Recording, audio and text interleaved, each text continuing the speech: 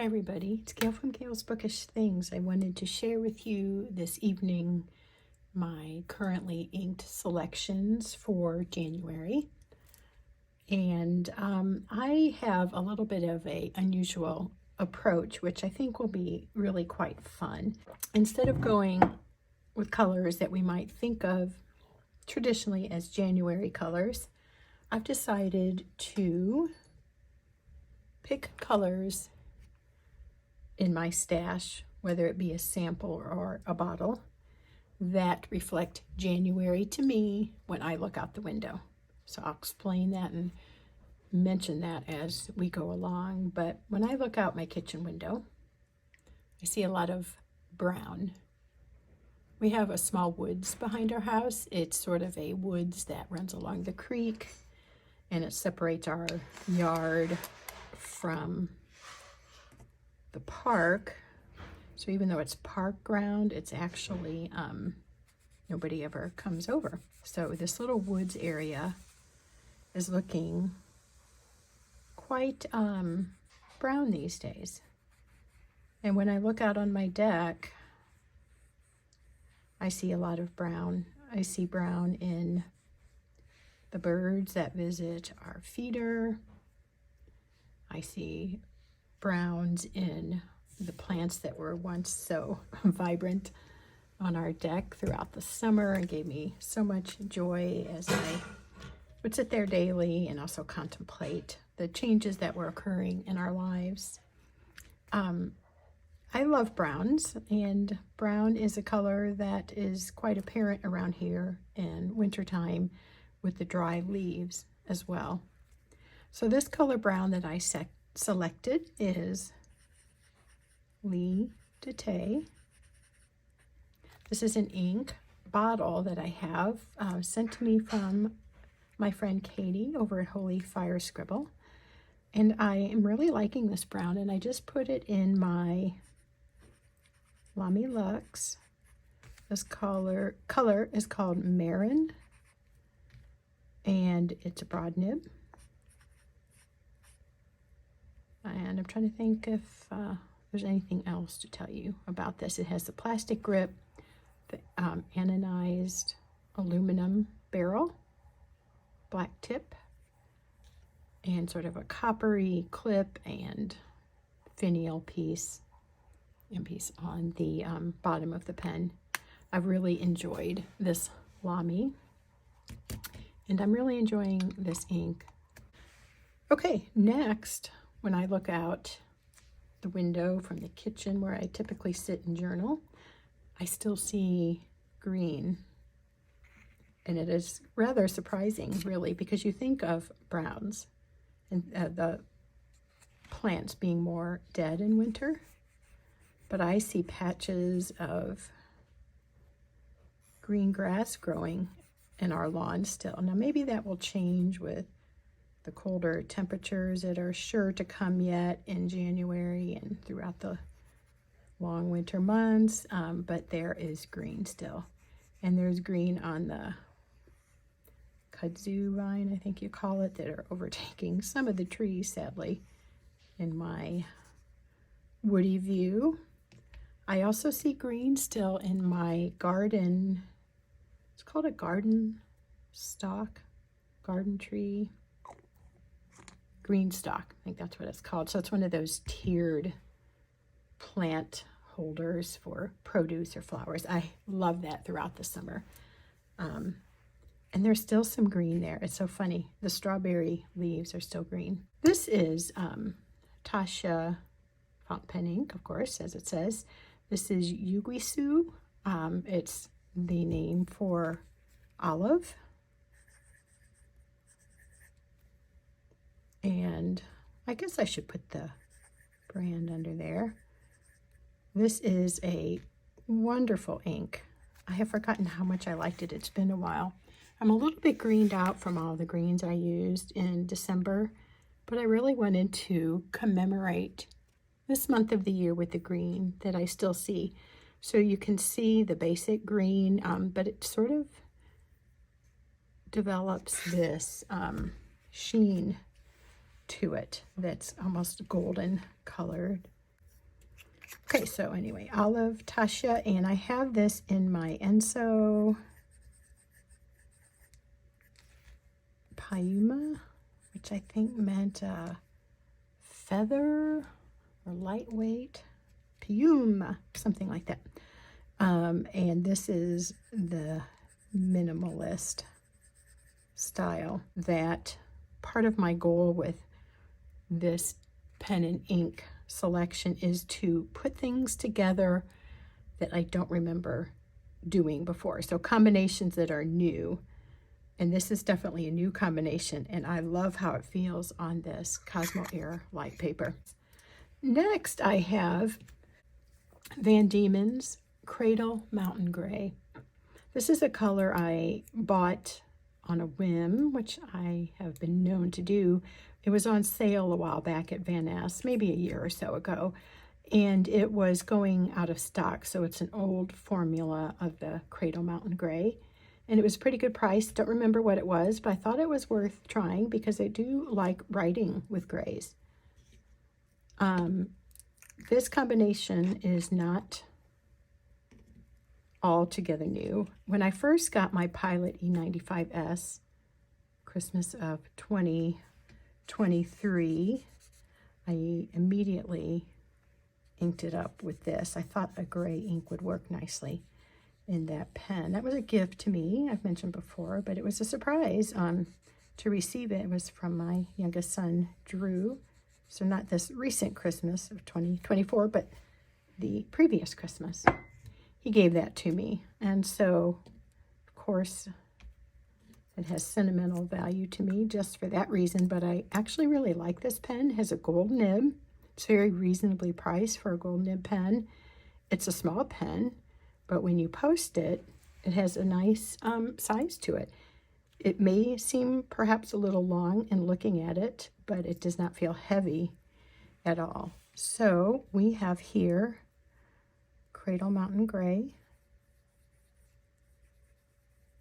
The nib on here is so smooth. It's a very wonderful writer. I really like this pen, and I'm so glad that I was given it as a gift because I don't know that I would have tried it on my own, but I just find it very satisfying. This is in my E95S. It's a medium nib, or is it fine?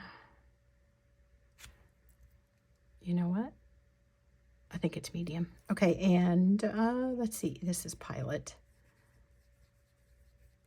And it's just the basic black and gold. Very classy looking pen.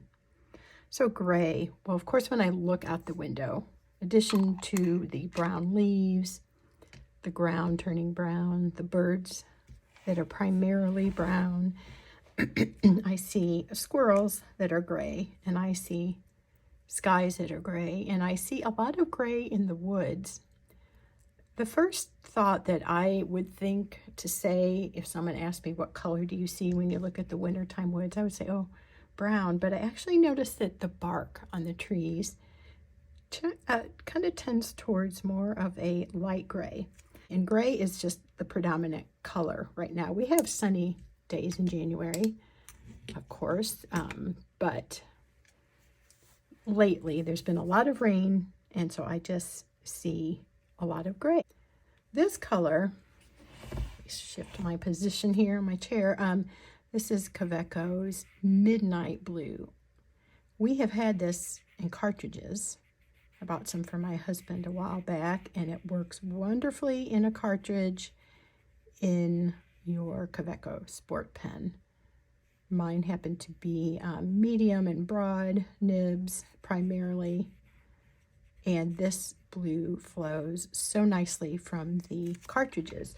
So I decided to buy a bottle. I think it might have been on sale when I bought it, and my plan is just to use that little mini Kaweco converter or just refill the cartridge when it's empty. Because I liked it so much, I thought it made sense to have a bottle and just at least refill the cartridge with a blunt end syringe. This is what the bottle looks like. I have this in my TWSBI Diamond 580. It's a broad nib. So, okay, let's focus. This is Midnight Blue. It seems like it's really gushing from this pen. This is a Kaweco ink. Be good for a drier nib. It's certainly good with this right now. And what do I have it in? I have it in my Twisby.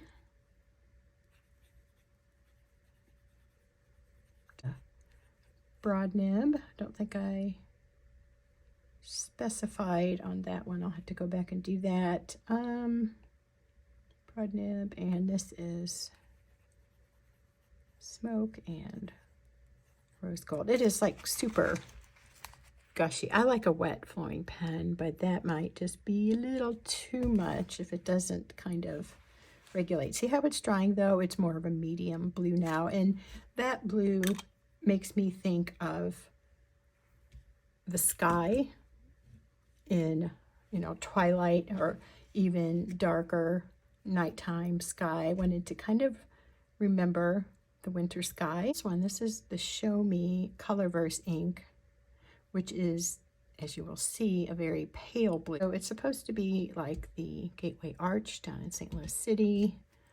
I love the Colorverse inks and how they have all these different themes, but this one is a little bit lighter than I generally like writing with, though I like the color, if that makes sense. It's just it's light to write with, and it's pretty watery. So because of that, I decided to put it in my Opus 88 1.5 stub, have it opened. Hopefully it'll be all ready to write with. It seemed to be okay earlier when I tested it. But so anyway, maybe won't write with it. Maybe I will, because I'll get much more flow of the ink with this broader nib. But also I thought it could be a good way to outline the pages while I'm journaling this month, or also to do like titles or bold print stuff I want to emphasize in my journaling. So this is called Show Me. This is a Colorverse ink, and it's the St. Louis commemorative one. This will dry with a little pink sheen, and I noticed tonight as the sun was beginning to set that there was a pinkish hue to the sunset. So I think this will be fun. But this color I selected for the gray winter overcast sky look. Really today, looking out quite a bit, gray was the predominant color. So I thought, yeah, even though I don't love writing with this, I needed to have that color, because that is something I see when I look out the window towards the woods and park. What else do I need to put here? Okay, it's in my Opus 88 1.5, and this model of pen is called Picnic, and obviously the color is purple.